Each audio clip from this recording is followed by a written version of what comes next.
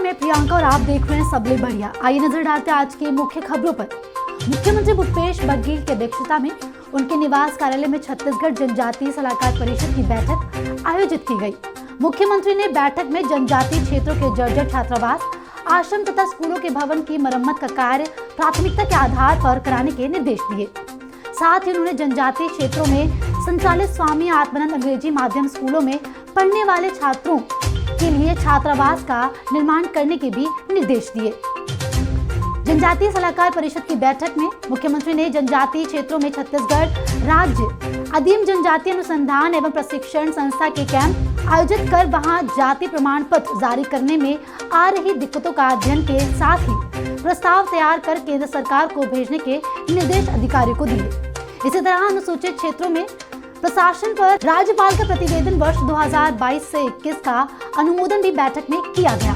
बैठक में अधिकारियों ने बताया कि जनजातीय सलाहकार परिषद की पूर्व में आयोजित बैठक में लिए गए निर्णय के परिपालन में नारायणपुर जिले के 19 ग्रामों का सर्वेक्षण कार्य पूर्ण कर लिया गया है तथा 2 ग्रामों के सर्वे का कार्य प्रक्रियाधीन है। आदिम जाति विकास मंत्री डॉक्टर प्रेमसाय सिंह, खाद्य मंत्री अमरजीत भगत सहित अन्य अधिकारी बैठक में शामिल हुए। शतरंज ओलंपियाड टॉर्च रिले 16 जुलाई को रायपुर पहुंचेगी। शतरंज ओलंपियाड टॉर्च रिले की तैयारियों के संबंध में गठित समिति की बैठक रायपुर के सदर वल्लभ भाई पटेल अंतर्राष्ट्रीय हॉकी स्टेडियम के सभा कक्ष में सचिव खेल एवं युवा कल्याण विभाग नीलम नामदेव ऐक्का की अध्यक्षता में हुई। बैठक में शतरंज ओलंपियाड टॉर्च रिले के कार्यक्रम के आयोजन के संबंध में जिम्मेदारी सौंपी गई। शतरंज ओलंपियाड के 95 साल के इतिहास में भारत को पहली बार ओलंपियाड की मेजबानी मिली है। बता दें कि 188 देश प्रतियोगिता में शामिल होंगे। आजादी के 75वें अमृत महोत्सव के अंतर्गत 75 शहरों में यह शतरंज ओलंपियाड रैली निकाली जा रही है। ये भारत में आयोजित होने वाला अब तक का सबसे बड़ा खेल आयोजन होगा। आजादी के अमृत महोत्सव के तारतम्य में 44वें शतरंज ओलंपियाड टॉर्च रिले का आयोजन 19 जून से 28 जुलाई तक किया जा रहा है। इसी कड़ी में 44वें शतरंज ओलंपियाड का भी भव्य रूप आयोजन किया जा रहा है। बैठक में जानकारी दी गई है कि शतरंज टॉर्च रिले का आगमन 16 जुलाई को सुबह 8:40 पर रायपुर स्थित स्वामी विवेकानंद विमानतल पर होगा। यह ओलंपियाड मशाल रायपुर शहर का भ्रमण करते हुए पंडित दीनदयाल उपाध्याय ऑडिटोरियम आयोजन स्थल पहुंचेगी, जहां अनेक कार्यक्रम होंगे। बैठक में संचालक खेल एवं युवा कल्याण श्वेता श्रीवास्तव सिन्हा, सहायक संचालक भारतीय खेल प्राधिकरण एवं राज्य समन्वयक नेहरू युवा केंद्र संगठन शामिल हुए। छत्तीसगढ़ के तीर्थयात्रियों की सहायता के लिए हेल्पलाइन नंबर जारी किए गए हैं। मुख्यमंत्री भूपेश बघेल के निर्देश पर छत्तीसगढ़ शासन द्वारा अमरनाथ हादसे में फंसे छत्तीसगढ़ के तीर्थयात्रियों की सहायता के लिए 2 हेल्पलाइन नंबर जारी किए गए हैं। जानकारी के लिए बता दें कि जारी किए गए हेल्पलाइन नंबर में नई दिल्ली स्थित आवासीय आयुक्त कार्यालय के लाइजन अधिकारी गणेश मिश्रा का मोबाइल नंबर 9997060999 है और छत्तीसगढ़ सदन का हेल्पलाइन नंबर 0114615000 है। आपदा में फंसे तीर्थयात्रियों या उनके परिजन इस नंबरों में संपर्क कर सूचना दे सकते हैं। मुख्यमंत्री भूपेश बघेल राजधानी रायपुर के सरदार बलबीर सिंह जुनेजा इंडोर स्टेडियम में आयोजित छत्तीसगढ़ निशांत केविन समाज के नवनिर्वाचित पदाधिकारी के शपथ ग्रहण समारोह में शामिल हुए। कार्यक्रम में पहुंचने पर मुख्यमंत्री ने भगवान श्री राम, माता जानकी और भक्त गुहाराज निषाद की पूजा अर्चना की।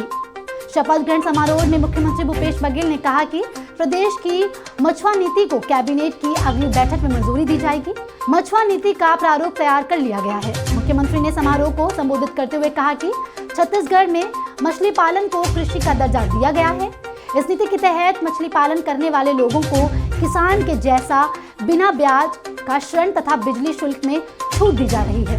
मुख्यमंत्री ने संसदीय सचिव एवं निषाद केविन समाज के नवनिर्वाचित अध्यक्ष कुंवर सिंह निषाद के आग्रह पर निषाद केवट समाज के भवन निर्माण के लिए 1 करोड़ रुपए की राशि की स्वीकृति की घोषणा की है। मुख्यमंत्री ने समारोह में नवनिर्वाचित पदाधिकारी को शपथ दिलाई और नई जिम्मेदारियां मिलने पर पदाधिकारी को बधाई और शुभकामनाएं दी।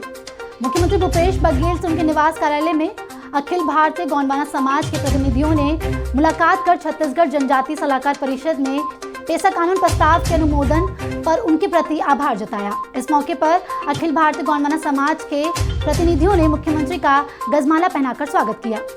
मुख्यमंत्री भूपेश बघेल ने कहा कि आदिवासियों के हितों को संरक्षण प्रदान करना इसका प्रमुख उद्देश्य है। पेसा कानून लागू होने से ग्राम सभा का अधिकार बढ़ेगा। ग्राम सभा के 50% सदस्य आदिवासी समुदाय के होंगे।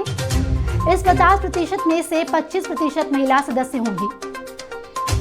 उद्योग मंत्री कवासी लखमा ने कहा कि मुख्यमंत्री भूपेश बघेल के नेतृत्व में आदिवासी समुदाय अपने आप को सुरक्षित महसूस कर रहा है।